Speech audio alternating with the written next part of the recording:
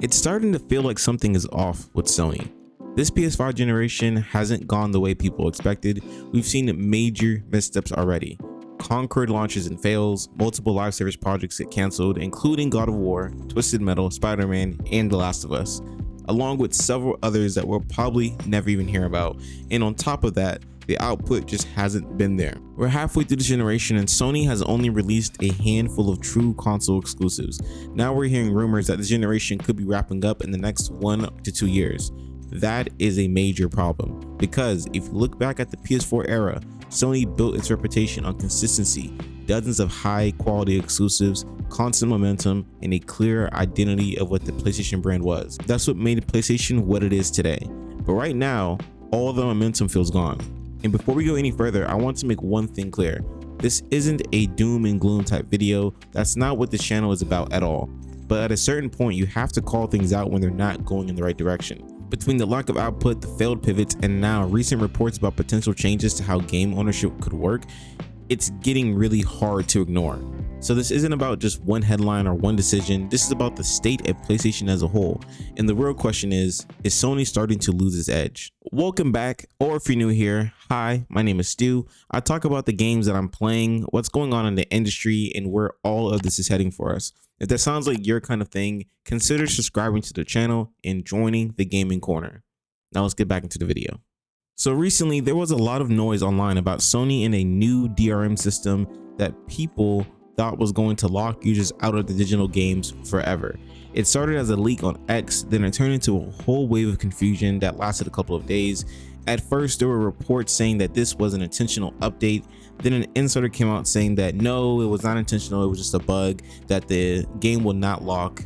Then data miner said no, this isn't a bug, this was intentional, and then support chat responses started confirming things that shouldn't have been confirmed, and eventually Sony put out an official statement saying that it requires a one-time online check, then after that you're good forever.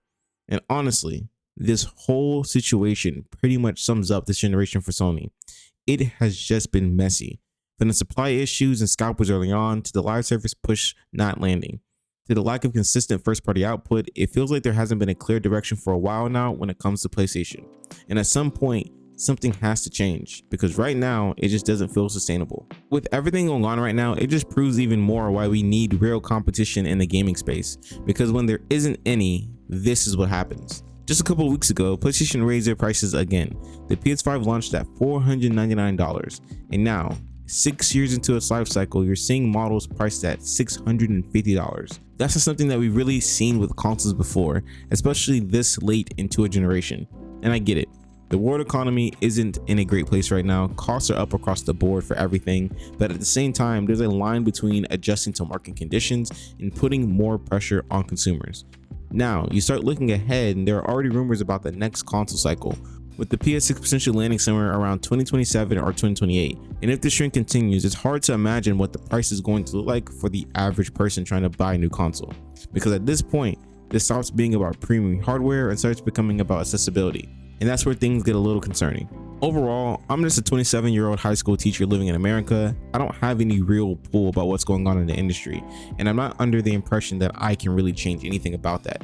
But it does feel good to get these thoughts off my chest about the state of my favorite hobby, because right now, PlayStation needs a shift, and honestly, it probably needed one a couple of years ago. The leadership direction hasn't really inspired confidence, and you can see that in the output. The lack of consistent first-party releases this generation has been very noticeable. And even when you look at some of the standout games tied to the PS5 like Stellar Blade and Kena Bridge of Spirits, those weren't traditional first-party titles in the way people expect from PlayStation. And now their future isn't even tied to the exclusivity of the platform either. That says a lot about PlayStation. And I don't think PlayStation's in some irreversible decline, but it does feel like they're at a turning point. The decisions made right now are going to shape what the next generation looks like. Because if things keep trending the way that they are, you could see more restructuring, more shifts in direction, and potentially more studios being closed.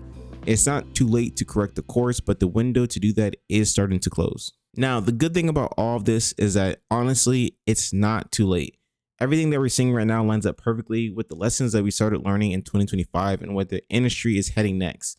So if you made it this far into the video, don't click off just yet. Watch the video that's on your screen right now, because in that one, I break down all the shifts happening in gaming and what they actually mean for the future of the hobby. It ties directly into everything that we talked about here in this video today. And as always, thanks for stopping by the corner. Peace.